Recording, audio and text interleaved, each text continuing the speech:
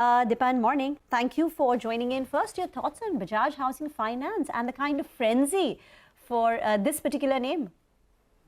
Yeah, good morning, Rima. And really, it is a frenzy because I'll tell you, so many friends and contacts who don't invest in equity at all, who don't do even IPO, they may have invested in mutual funds or secondary market. They have rushed into, apply for the Bajaj Housing Finance IPO. And I'm not surprised with the subscription numbers. We also have applied for the shares in the IPO category, but I think the chances of getting allotment are pretty dim. And look, this is a classic signal that we are in a very strong liquidity-driven bull market, and good quality paper is going to get bid up higher and higher and going to attract a lot of buyers. And that is what is being playing out over here. I'm sure the listing also will be fantastic, as people who have got even nominal to small allotment may try and average higher and create a significant position in a company which can always be part of your core holding, given its track record and given the potential of the sector. Sorry, just one more question. In the Bajaj group now, you've got Bajaj Finance, FinServ, you have Bajaj Auto also, the brothers company. There's also Bajaj Holding, which is the parent company. And that's trading at a near 50% discount. If you just aggregate the market value and, the holding discount is nearly 50%. Now, amongst all the peers, I was just checking, Bajaj Housing Finance, Holding has actually done pretty well. It's up nearly 50% in the last 1 year, and it's up 35% this year itself. Is this a stock that you would look at, Bajaj Holding? No, Rima. I think that if you go back into history, buying holding companies has never been a great investment idea, because Bajaj Holding will never unlock the value which is there over there. See, you have to compare, if there's something like an Info Edge situation where they hold Zomato and Policy Bazaar, then those are not strategic subsidiaries. Eventually, they will liquidate over there and use the fund for something else. But Bajaj Holding will never shares of any of the Bajaj Group companies. It will just remain like this generation after generation. So it doesn't make sense. In fact, one thought which comes to my mind is that Bajaj Finance itself has become a holding company for Bajaj Housing.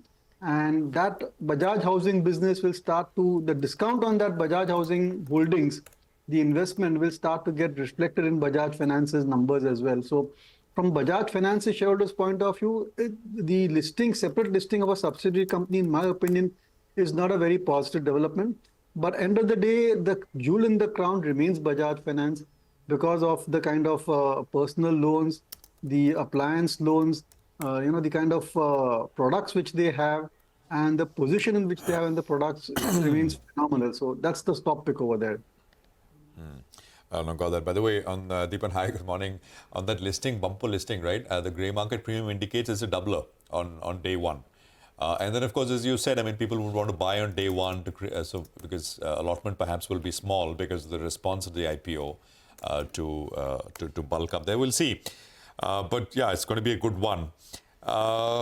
Just a quick, Deepan, I don't know if you have a view on Century Textiles. I've heard this being sort of pushed from 1700 levels. Real estate play, large sort of property right here and about a kilometer away from where we're sitting in Worli. Just any thoughts on a pure market cap basis compared to the land bank? I mean, seems to be quite cheap as compared to some of the other pure property players.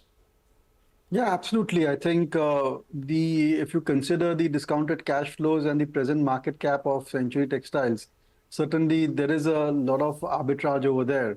And look, this is a fabulous deal which they have done. And it kind of, gives them a massive project which they can keep on developing for years on end. And the entire area also has become very interesting. Property prices in that Worli, Central Bombay have climbed to nearly or higher than, I would say, South Bombay prices as well. And I think there is some merit in buying into focused real estate companies, So there's a great trajectory in terms of what their revenue streams will be. And it's a quality player. We have the benefit of decent corporate governance standards. There can never be liquidity issues with Century Textiles, considering the financial prowess of the group. So from many angles, I think Century Textiles does make an interesting investment opportunity. Okay, Dipan, do stay on. Listed space for Interglobe. Deepan, do you own this one? Yeah, absolutely. So, whatever you're going to ask me about Indigo, my views are biased. I think it's a phenomenal investment at this point of time, a great secular growth story. And with oil prices coming down, it eases some of the cost pressure on the company. And I think that as Indians are traveling domestically more, over the next 5 years, a lot of travel will take place abroad as well. I think, so according to some survey, the millennium and the Z generation Z want to do at least 2 or 3 overseas trips, not to mention several weekend trips, and that certainly is going to increase the demand for aircraft and flights. And look at the competition. I think it's a two player market, and that certainly will give some amount of pricing comfort and pricing strength to the existing players. So very positive on Indigo, sort of poor June quarter notwithstanding. Deepan, just one more name. First Cry saw a bit of a move yesterday, 5-6% higher. Recent listing it was not a blockbuster listing or anything. And Nimesh yesterday on the chatter told us yesterday, day before, that there is some accumulation happening from some of the smart investors. Any thoughts here? No, Prashant, the likes of Nykaa, I would say, and even First Cry, I'm not that optimistic. I'm not that positive at the present price levels. I think they're very expensive at these levels. These companies, they're not platform companies. So when you look at investing in new age businesses, you want to buy platform companies which can scale up quite easily and can benefit from operating leverages. These companies have got very high variable costs, that being the purchases which they make, what they sell on the portal. And these businesses are very difficult, I think, in my opinion, to get solidly into profit. I mean, end of the day, as investors, we want secular growth, momentum when it comes to profitability. I'm not sure about that. Also, competitive intensity will keep on increasing for such products. So I would avoid First Cry. I would avoid even Nykaa for that matter, and similar businesses. Okay, all right. Deepan, hold on. We want to ask you about a few more stocks, but we're having a good morning. Well, Deepan Mehta is still with us. Deepan, I wanted to ask your view on Honasa. We're bracing for a large trade where the PE is looking to exit some part of their holding. What's your view on the stock? It's holding at around 520 odd.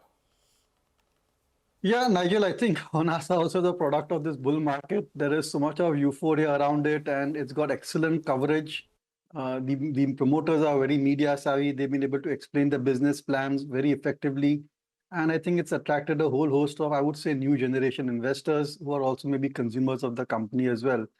Everything looks to be fine over there. It's into a products where it has a long way to go, those products, when it comes to getting maturity. So they will certainly get volume growth for the next several years or so. But look, I think a lot of the positives have been captured in the P multiple. It's going at about 134 times or so. And I don't think those kind of P multiples are sustainable. And from that point of view, I think a correction is, or at a point of time when the P multiple narrows due to higher earnings per share, that may be a good entry point. But one should keep an eye on Honasa. It's a business which has got a differentiated business model and differentiated products as well. So from that point of view, I think it'll always remain a growth company. And I think we prefer a growth company, so we have an eye on it. It's just that there's a discomfort when it comes to valuation. Deepan, Route Mobile, have you looked at the stock? Now, the latest news is that the promoters is selling 6% stake via an offer for sale. They had already sold about 2% stake last month. So with this, from 83%, they will come down to 75%. So they comply with the, SEBI norms. There's just two things. One, it's the floor price is at 1635, so very close to where the stock closed. So it's not coming at a big discount. And two, because the stock has underperformed, it's only up 2% year to date. Was this a bit of an overhang that the promoters will be coming to the market to sell, to bring down that 75% stake? And now that it's out of the way, maybe it opens the floodgates for the stock to do well. Is this one way of thinking that you would agree? No, Rima, actually, first a disclosure, we have invested in Route Mobile, and it's been a disappointing 12 months, no doubt. But before that, the track record has been good. But the company has now it's become as part of the Proximus group. And I thought it was a simple industry, but it is getting more and more complicated as we study it. I'm not able to understand the competitive dynamics in it. Sometimes we hear that some telecom companies also want to offer similar product. At the same time, there is a shift away from SMS to WhatsApp and other digital channels, and that transition is something which companies like Route Mobile and Tanla Solutions need to manage. and there's always a scope for new entrants in this business as well. I'm not sure that there's adequate moat in this business, but and performance also, frankly, last 3-4 quarters have been very disappointing.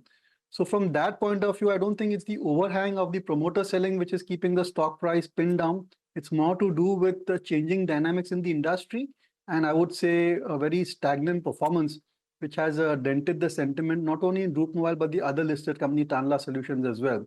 So I just like to wait and watch and see. The next 2-3 quarters are very important for this particular segment and this sector. And let's see if growth comes back. Otherwise, I think the valuation may not be sustainable. All right, Deepan, we're going to come back in just a bit.